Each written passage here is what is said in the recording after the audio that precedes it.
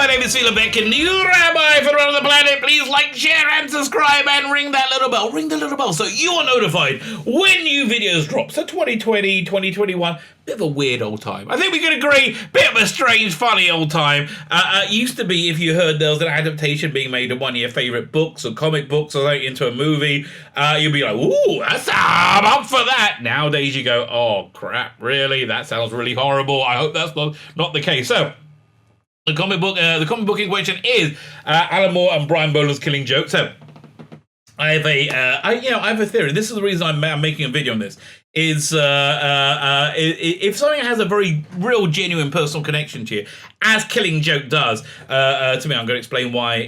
When we get into it in a second. If something that's something you want to talk about, because I'm a big believer that genuine passion makes for good content, right? And I genuinely love this freaking book. I'm going to explain why in a second. Before we get there, can I ask you guys, can you hit the like button? Freaking awesome! Thank you very much. I am ridiculously grateful. Hit the like button, hit the share button, share me around, hit the share button, hit that subscribe button. Let's hit the subscribe button today. Make a Rabbi very happy. I do get very excited when people hit the subscribe button. I really do. I get ridiculously excited. So at this point, I want to express my gratitude normally to subscribers, and I have a competition each week for what, and you can be a subscriber, you can win it. There's always good stuff. Right now, however, I'm not doing that. I'm doing that because my Indiegogo has just launched over here. Doing these 2 graphic novels.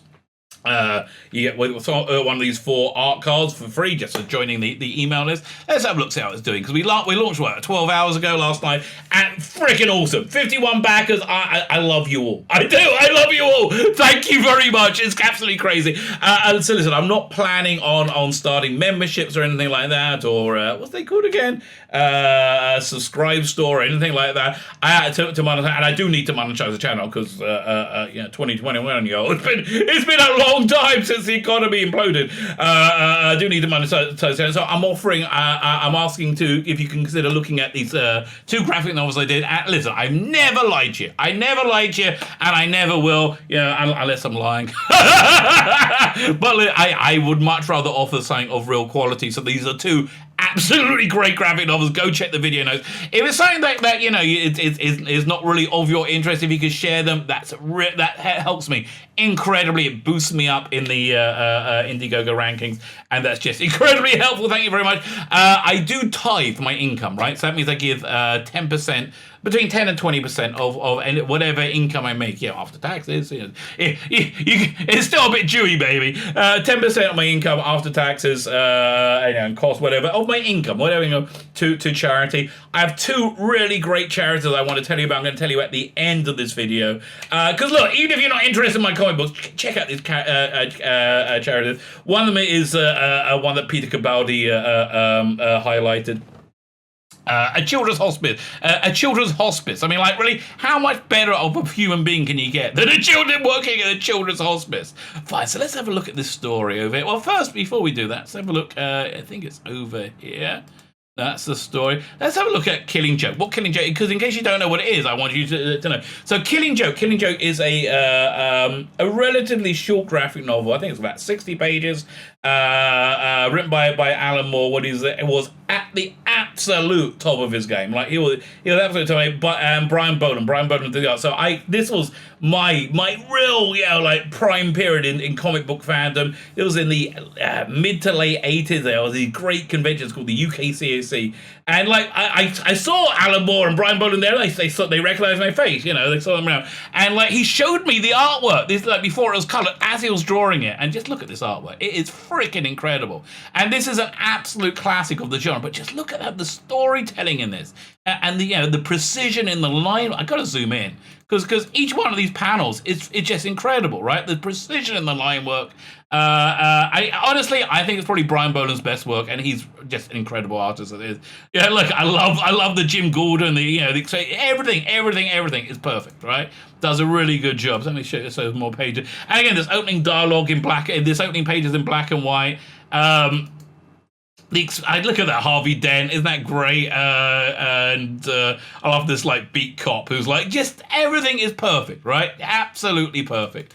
And so the basic story of it is very disturbing. It's very, very disturbing. They made a cartoon of it, which was freaking awful, and that's why I'm not really thrilled about them making this movie, even though the casting rumor sounds good. So the basic is Joker breaks out of Arkham Asylum, and he wants to prove that like anybody can go as crazy as he does. So we get the whole origin story in flashback again, beautifully told. But he look at this. When he makes this amusement park as his secret base, and he kills the person he buys it off, and he just leaves them on like this bouncing elephant thing, and you just see him in the background, like like 10, 20 pages later. So he kidnaps Commissioner Gordon, and Commissioner Gordon has a bit of a bad day. But again, we get to see the secret origin of the Joker. Just fantastic storytelling. Well, look at this where he's looking for the Joker, and he goes like, "Ask Penguin," right? Again, each panel freaking perfect. In fact, you know what I think I'm going to do? I think I'm going to start a series of comic book masterclass, right? Comic book masterclass. That's somebody who's not necessarily that into comics. The comics that you should read, right? Comics that you should actually. This is one of them. This is again seminal all-time classic. Look at this Batmobile. Gorgeous, right? Absolutely gorgeous. So I love this book. I absolutely adore and love this book. And I'm a little bit nervous about it being made into anything right now. But let's read the story and see what they got to say. Rumor: Jared Leto could star opposite Ben Affleck in a potential HBO Max adaptation of The Killing Joke. So I don't think Jared Leto has it. His performance is just a little bit, I don't know, soft for this Joker. Like, this Joker was unhinged crazy. Although listen, I maybe he could do it. I just never seen him do anything like that before. I certainly thought he looked the part for Suicide Squad, right? I love that new invention of the Joker look. And generally speaking, the whole Zack Snyderverse, the visuals, most of Zack Snyder things are fantastic. I mean, listen, you see that throughout his work. If you see Sucker Punch, right? Sucker Punch was basically his homage to a heavy metal graphic novella. Wasn't very good, right? He could have used somebody else working on the script, right? Could have used somebody else working on the script, but visually stunning, absolutely stunning. So again, Jared Leto, Snyderverse, Ben Affleck, all these things are good, right? All these things are good. I just don't want to do any of it right now. Just wait till the insanity stops. Who knows when that's going to be. While it's known that Jared Leto will be back in the makeup of Gotham's Clown Prince of Crime at least one more shot at Zack Snyder's Justice League. A new rumor. Did I jump? Zack Snyder, no, I didn't. Justice League. A new rumor suggests that he may continue in the role for a possible DCEU adaptation of the universe's most iconic stories. Yeah, leave it alone. None of you know what you're doing, right? And don't get me wrong, Zack Snyder, if you want to make it, I kind of trust you. I like the Watchmen movie. I think, generally speaking, it was a good representation of Watchmen. Although, having the giant squid at the end not there was a problem. And it highlighted the problem, because the only episode of the Watchmen TV show, which was god-awful. It was absolutely awful. The only episode that was really good, like stunningly good, is no surprise. It's the one where they didn't have any black people in it, because the people writing the Watchmen TV show are utterly terrified of black people and writing them, and they can't write them as human beings because they're racist. They're massive racist. So after months of chatter that Leto might reprise his role as a Joker in future HBO Max projects, look, makes sense. HBO Max are desperate for content. They're by Doctor Who, after all. They are desperate for content, right? Absolutely desperate content. The rumor is they're merging with Peacock Network, and Peacock Network had one of my favorite shows on 2020, Brave New World. HBO Max had another one of my favorite shows on, Raised by Wolves. Both of these things are absolutely excellent, and I strongly recommend them.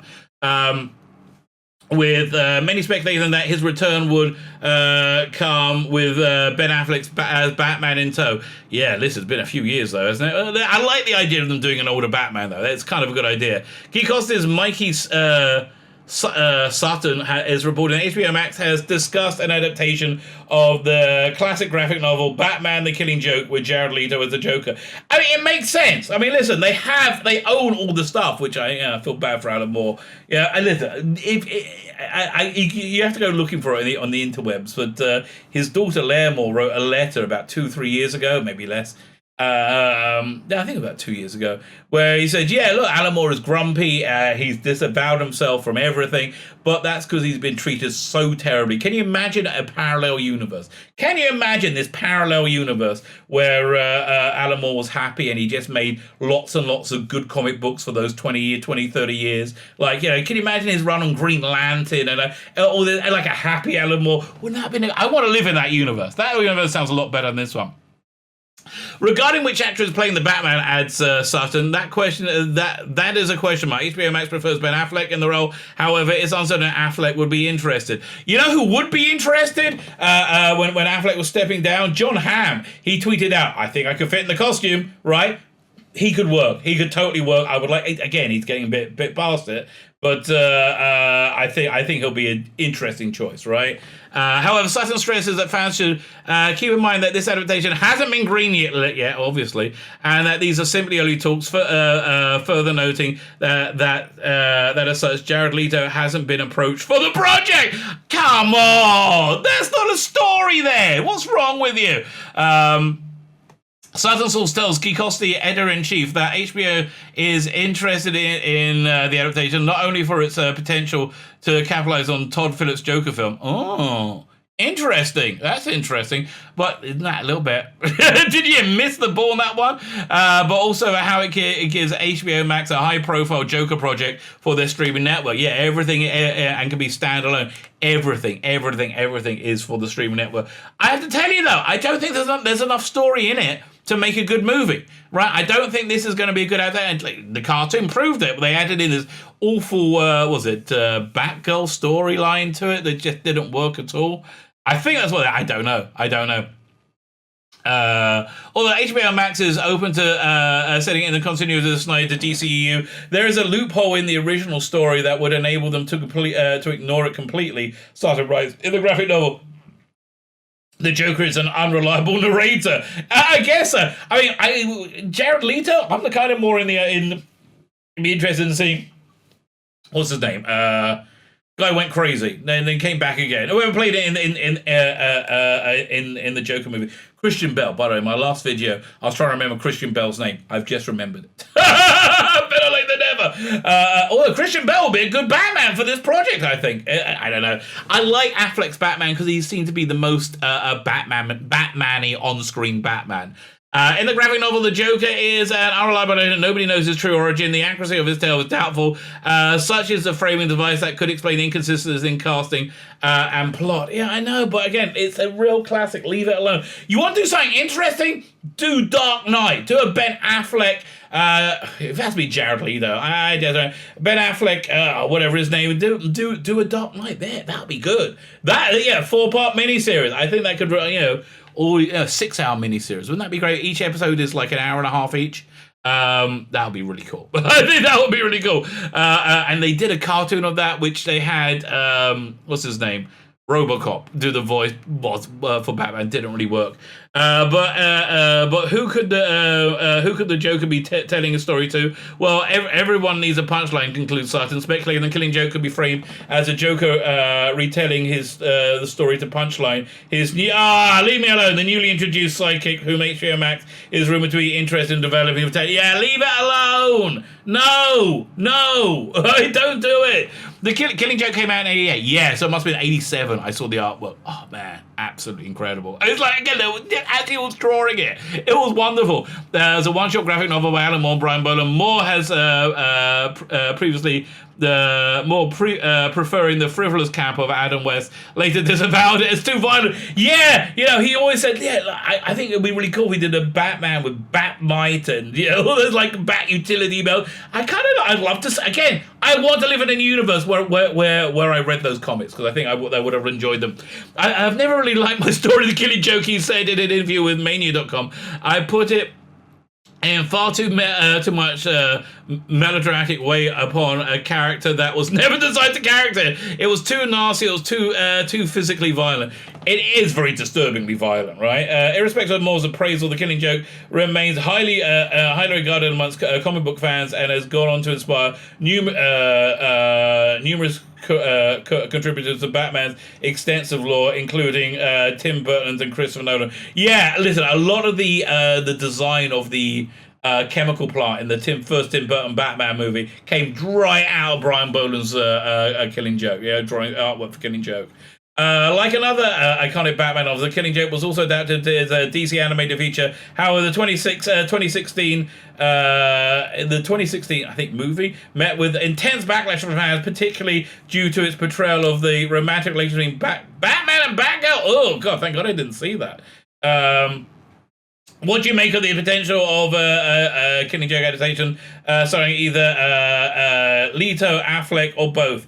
I think you just heard what I make of it. I listen. If it wasn't 2021, I'll be like, yes, yeah. Although, I got excited. I got so excited. I was saying yes. I knocked my keyboard off the table. Right. That's how much it's a yes. But sadly not. Fine. Let me just talk about these organizations that I want to give charity to, basically, which I just think I would like you to know about. So the first one is a local charity called Yad Eliezer. And listen, if you're giving charity, I really strongly recommend start with close to home. Start with the charity that affects you personally, right? That has a direct connection, because I think that just makes it stronger. So this place called Yad Eliezer, they started up as like feeding, helping people in poverty in Israel, but they've really grown. So just look at some of the campaigns they got. Winter coats and blankets are necessities. Can you imagine people without them? Corona relief campaign. This one I love. Imagine Big Brother and Big Sister. Yeah, these are just like, I know so much good this organization does. Children need someone dependable they can rely on. You can make a difference and change the child's life, and it is true. Feed a baby who, like, really, what's wrong with you? I want to do this. This is my favorite one though. Okay, Adopt a Wedding. Oftentimes when you give charity, you focus on absolute emergencies. You focus on, you need food to live, and you do need all that stuff. Yeah, 100% true. But you need mental well-being. You need quality of life. This is one of the most wonderful programs I can think of. It's a Weddings Without Joy. The expense of weddings can be overwhelming, and also these weddings for these poverty-stricken families normally have like 8 kids. They say they got a lot of weddings to make. The expense of weddings can overwhelm family, especially one that's already struggled to put food on the table. Bring joy back to their simcha, their joy. So the simcha is the celebration, right? And I just feel that every woman should feel like a queen, should feel like a princess. They should feel like that every day. They should feel like a queen. They should feel like a princess on their wedding day. And it's just such an incredible, it's like you don't think about, right? It's like you don't think about at all, and it's absolutely wonderful. So I'm so proud to be able to donate them. I'm really glad that we've done so well in the campaign so far. So I know I actually have something of real value to give them. I want to get more, so I can give them more. The other campaign is this incredible place. It's Noah's Ark. It's a hospice for children. Like, how good do you have to be involved in this? A hospice for children. Like, what type of wonderful human beings are involved in this? Like, bringing peace and joy to children's last moments on Earth. I mean, I don't know. It's an idea too big to fit in my head. So these are the 2 organizations that I will be donating to with your support for this project. Thank you very much. And also, I have to tell you, they're great freaking comics. I'm a guy who I've read comics all my life. I love comics. First one is called The Imperium. This is a love letter to telefantasy of the 1960s. Fantastic artwork by a guy called Dominic Rancho. Bonkers story, tons of fun. And again, we hit that first stretch goal, you get an extra 5 pages. We hit 20,000, we get an extra 20 pages in the story. I want to do that just because I want to make the story as good as humanly possible. And the other book is called Biblical. If you like Vertigo books like Preacher or Sandman. It's more close to the Sandman, I think, than Preacher.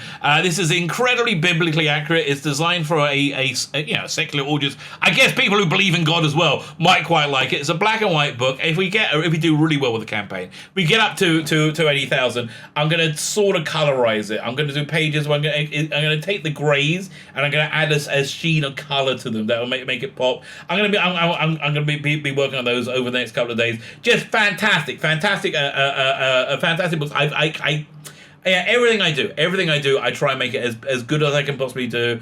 I would not sell you anything that's a lemon. So thank you very much. And again, if it's saying that's out of your budget right now, if you can borrow it, that'd be great. If you could share it, that will be fan-frickin-tastic. Thank you very much.